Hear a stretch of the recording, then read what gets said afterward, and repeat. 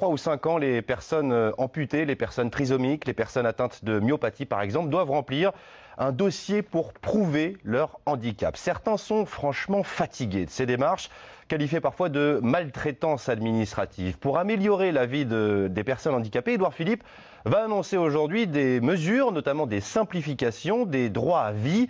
Ouverture aujourd'hui à Matignon du 2e comité interministériel du handicap du quinquennat. Prise de parole à 9h30 du Premier ministre. RMC a rencontré une famille dans la Loire, famille dont l'un des enfants est handicapé à 80%. Reportage Gwenelle Vinderestin.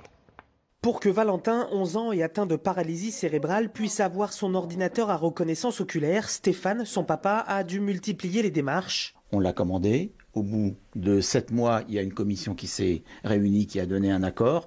À la suite de quoi, il a fallu qu'on fasse tout un tas d'allers-retours de papier pour pouvoir enfin l'avoir au bout de 1 an. Et c'est pareil pour toutes les demandes d'allocation ou de compensation liées au handicap de Valentin. Fastidieux mais surtout usant pour Stéphane. Le sentiment, c'est que c'est une double peine. C'est un travail administratif qui peut prendre jusqu'à une bonne journée ou une demi-journée par semaine. Ah bon, on n'a pas le temps. Puis c'est au détriment des visites qu'on fait, des sorties de cinéma, etc. La simplification administrative, Anne Gauthier, la maman de Valentin, est pour, mais attention au revers de la médaille pour celle qui est aussi militante associative. On a vraiment peur qu'en fait le gouvernement, sous prétexte de cette simplification qui c'est vrai serait utile, eh bien cache des économies qu'il ferait sur le dos des parents. Les associations craignent notamment que les aides soient normalisées et ne prennent plus en compte les spécificités de chaque handicap.